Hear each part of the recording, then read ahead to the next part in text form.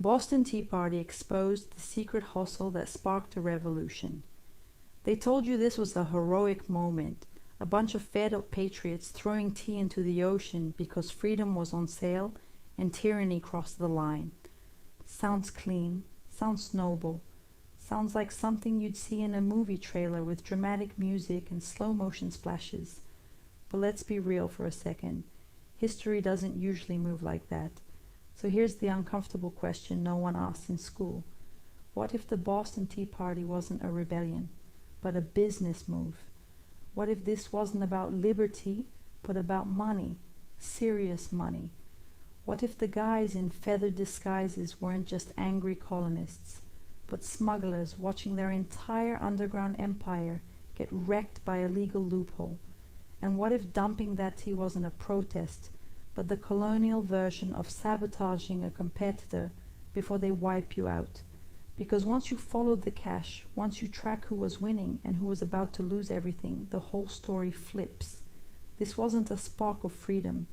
This was panic. This was damage control. This was a cartel realizing the game was about to end and making one last loud move before the market opened. Before anyone started yelling about liberty, before tea hit the water, there was already a booming underground economy running the colonies, and it was absolutely crushing it. Smuggled tea was everywhere. Dutch tea, cheap tea, untaxed tea. It flowed through ports like Boston, New York, and Philadelphia like a shadow currency. Merchants made insane profits, officials looked the other way, and everybody got their cut. This wasn't some small side hustle either. This was a full-blown operation, the kind where you don't write things down, and you definitely don't ask too many questions. And here's the twist no one mentions. The British tax on tea wasn't even that high anymore. The real problem wasn't the tax, it was competition. In 1773, Parliament passed the Tea Act, and on paper it looked harmless. In reality, it was a financial nuke. The British East India Company, basically the Amazon of the 18th century with its own private army, was drowning in debt and sitting on warehouses stacked with unsold tea. So Britain did what governments always do when a giant corporation is about to collapse. They bailed it out. The East India Company got to ship tea directly to the colonies, skipping middlemen, slashing prices and legally undercutting smugglers overnight. Same tea, cheaper price, totally legal. That's when panic set in, because if legal tea flooded the market, the smuggling empire was finished. No profits, no leverage, no power. And suddenly, the so-called patriots weren't fighting for freedom, they were fighting for survival. Here's where the story gets real uncomfortable. The loudest voices screaming about tyranny weren't starving farmers or broke dock workers. They were wealthy merchants, ship owners, and political insiders with serious money on the line. These guys weren't just waving flags, they were running numbers. Men like John Hancock weren't famous because they loved liberty. They were famous because they knew how to move goods quietly, fast, and untaxed. Smuggling wasn't a crime in colonial America, the way we imagine it today. It was practically a business model, and the Sons of Liberty, not a random mob. More like a tight network of power players who knew exactly what the Tea Act meant for their bottom line. Here's the twist. When East India Company ships arrived, the goal wasn't to protest, it was to stop the tea from ever being sold. They pressured merchants, threatened port workers, and made it crystal clear that unloading that tea would come with consequences. This wasn't a peaceful boycott, this was intimidation, straight up. And when the governors refused to send the ships back, the decision was made, not debated, made. The tea had to go, not because it represented oppression, but because once the tea hit the shelves, the smuggling racket was dead. Freedom talk was the marketing. Economic warfare was the mission. Let's zoom in on the night itself, because this is where the fairy tale really falls apart. December 16th, 1773. Cold, quiet, no drunk mob, no spontaneous outrage. What happened that night was clean, efficient, almost corporate. The men who boarded the ships didn't break locks, didn't steal anything else, didn't vandalize the vessels, and didn't even pocket the tea for resale. Think about that for a second. In a poor colony with expensive imported goods sitting right there, nobody took a single crate home. That's not how riots work. That's how operations work. This was not rage. This was precision. The disguises as Mohawks weren't about honoring Native Americans. That's the version textbooks sell because it sounds poetic. In reality, the disguise did three things at once. First, it gave plausible deniability. Second, it sent a warning. This was outside British law. And third, here's the twist. It unified the group. No names, no ranks, no heroes. Everyone involved was protected because everyone involved had something to lose. These weren't kids playing rebel. These were men with warehouses, ships, and political careers.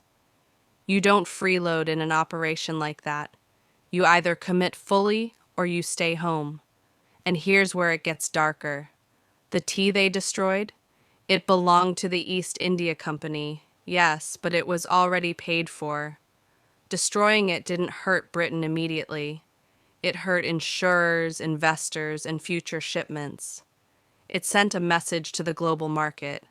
Do business here, and you might lose everything. That's not symbolism. That's market intimidation. Modern version? Burning down a competitor's factory while calling it activism. Loud enough to scare everyone watching. Now here's the twist nobody expects. The crowd watching that night wasn't cheering freedom. They were watching a power shift. Dock workers were ordered to stay back. Local officials magically disappeared. Soldiers didn't intervene. Boston didn't erupt because the system quietly allowed it. Too many people benefited from the outcome. And once the tea hit the water, splash after splash, the message was irreversible. Legal tea was dead on arrival. Smuggling survived. Prices stayed high. Profits stayed local. Mission accomplished.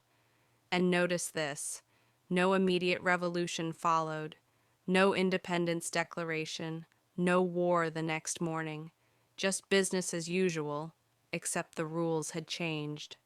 That's because the Boston Tea Party wasn't the beginning of rebellion. It was a warning shot, a flex, a way of saying, we run this market, not you. Freedom talk came later when things escalated beyond control. But that night was about control, about leverage, about protecting a system that had quietly made certain men very rich. So ask yourself, if this was really about liberty, why did it look so organized, so careful, so professional?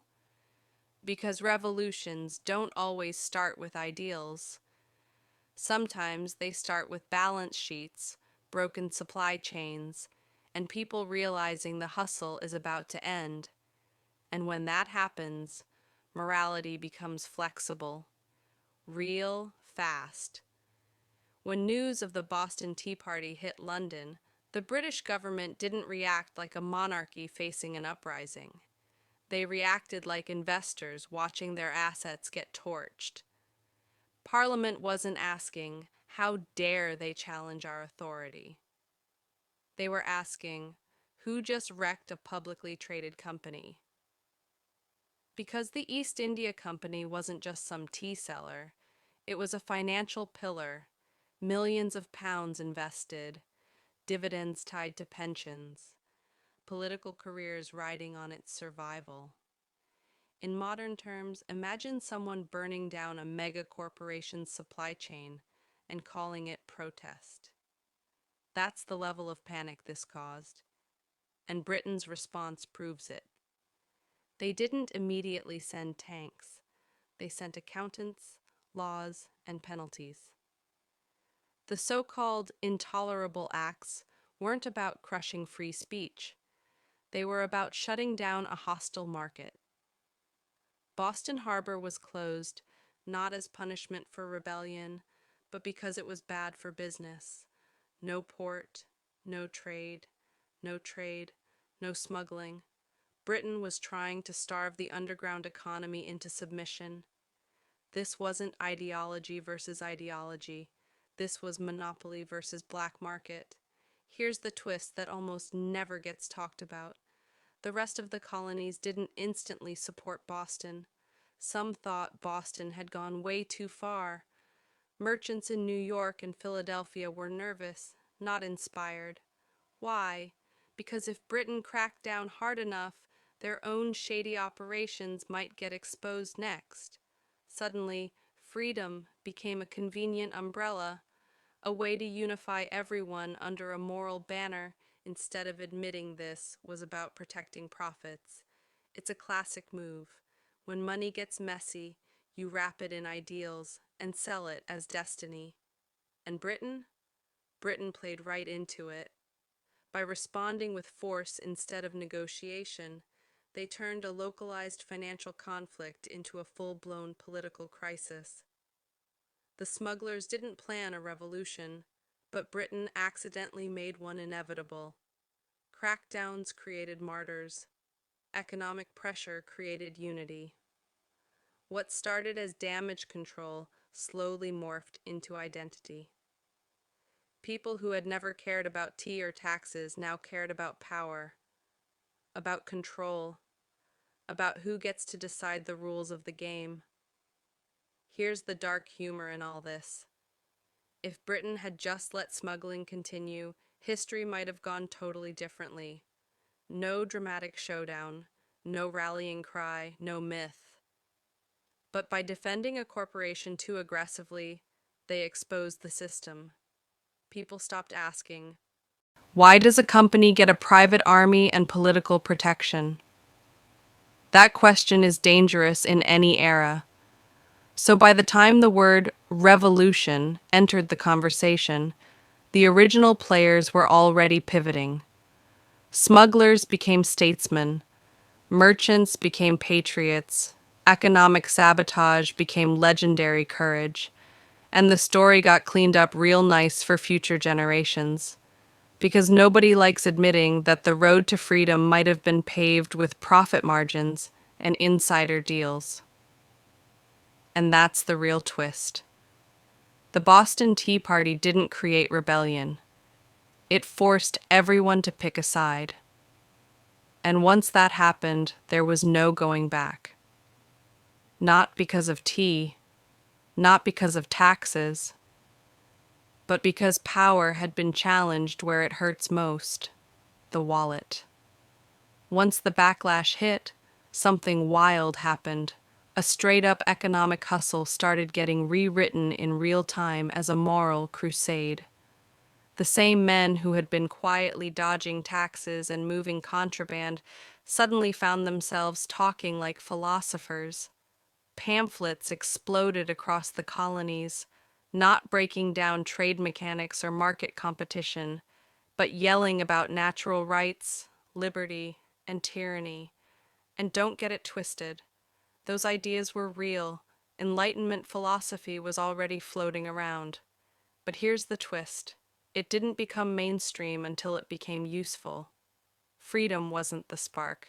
Freedom was the rebrand. This is where the Sons of Liberty leveled up. They stopped acting like smugglers and started acting like revolutionaries. Public meetings replaced backroom deals. Economic fear got converted into political outrage. If you were against British trade policy, you were now for liberty. If you questioned the movement, you weren't cautious, you were a traitor. That's a powerful move.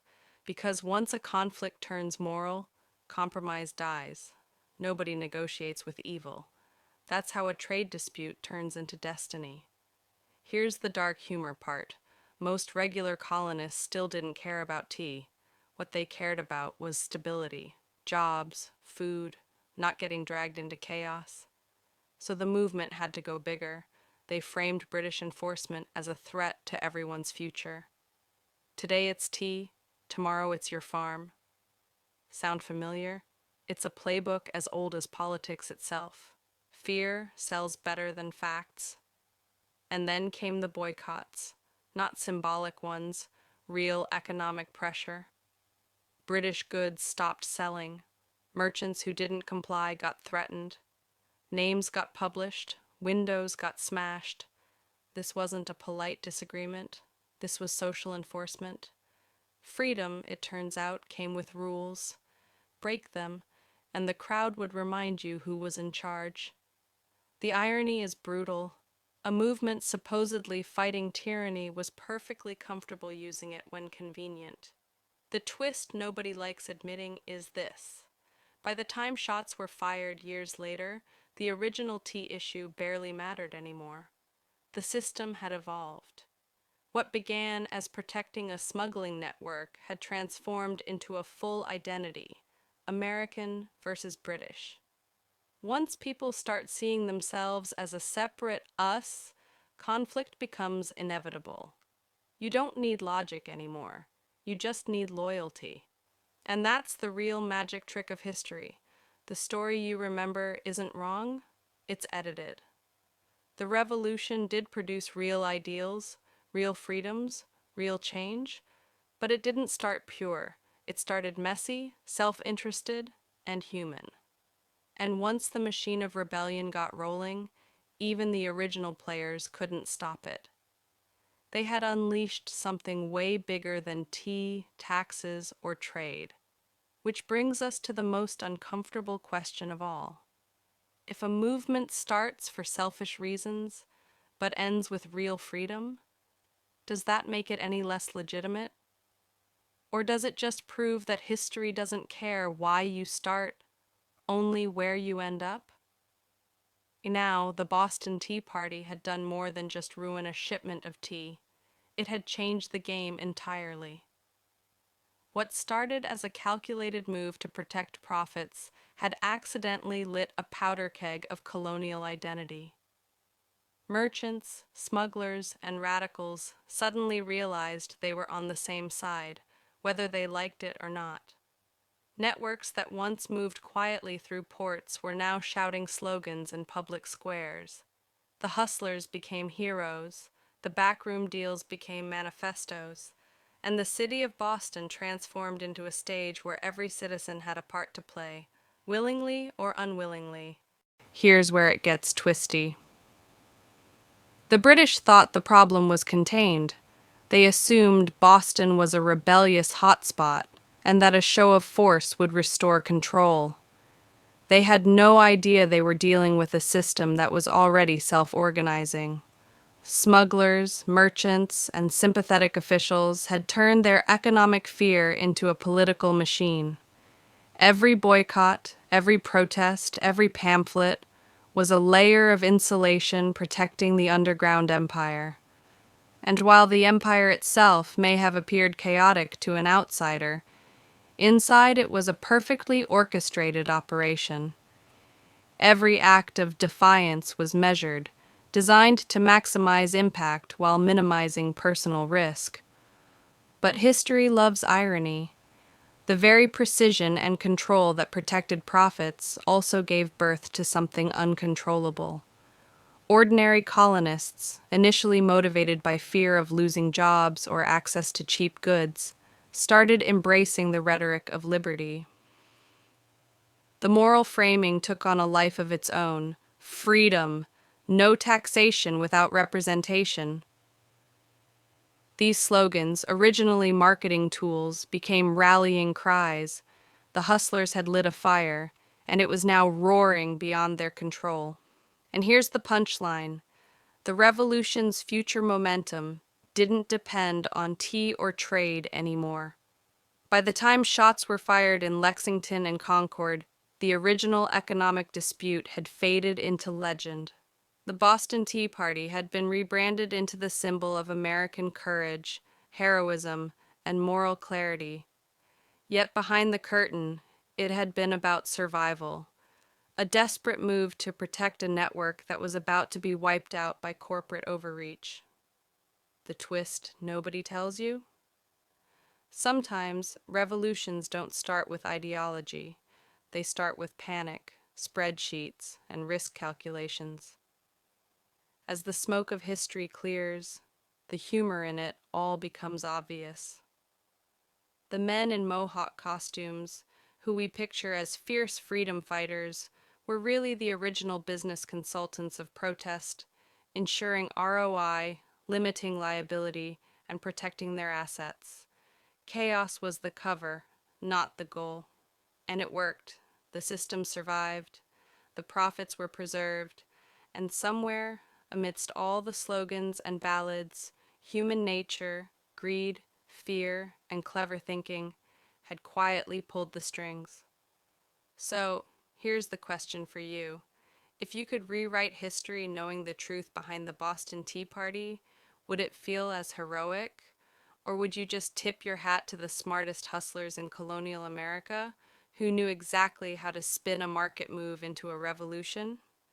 Comment below, smash that like button if you love history's messy secrets, and don't forget to subscribe, because the next story might blow your mind even harder than this one. So here we are, centuries later, still telling the story of the Boston Tea Party like it was pure heroism, when in reality it was equal parts hustle, fear, and genius-level risk management. The so-called patriots weren't just defending principles, they were defending profits, networks, and reputations. But here's the twist that slaps you in the face. Because their move worked so well, the myth grew bigger than the truth. The operation became legend. The hustlers became heroes. And the real lesson? History is written by the winners. And sometimes the winners just happen to be the ones who knew how to spin a financial panic into a moral crusade. The aftermath was chaotic, messy, and full of irony. Britain tightened control, colonists cheered freedom, and ordinary people felt like they were part of something noble. Meanwhile, the original operators quietly expanded their influence. Smuggling networks adapted, merchants got richer, markets were manipulated subtly, and somewhere, Newton-like precision in planning met human unpredictability, producing a result no one could have forecasted. History, it turns out, isn't about what should happen. It's about what happens when clever people push a system to its breaking point. And here's the final kicker. The story we've been sold isn't wrong, it's just edited. The Boston Tea Party inspires patriotism, yes, but it also teaches a much darker, funnier, and more human lesson. Revolutions can start anywhere, even in the boardrooms of smuggling empires disguised as midnight raids. Ideals, slogans, and flags, they're just the packaging. The real driver is fear, self-interest, and a little bit of genius chaos. And that's what makes history addictive. It's never clean, it's never simple, and it's always full of surprises. So, what do you think? Were the Patriots heroes, or just the original hustlers in feathers? Drop your thoughts in the comments. Hit that like button if you love untold history. Share this with someone who thinks they know the story, and subscribe for more deep dives into the truth behind the legends.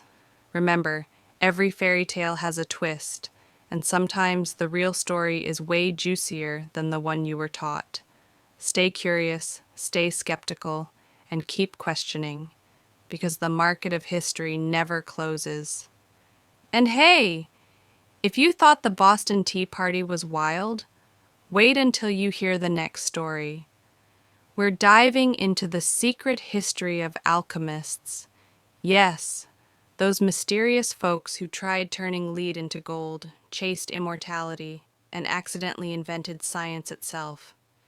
Crazy experiments, shady deals, and twists that make the Tea Party look tame. You don't want to miss it. So hit that subscribe button, ring the bell, and get ready to see history like you've never seen it before. Trust me, it's gonna blow your mind.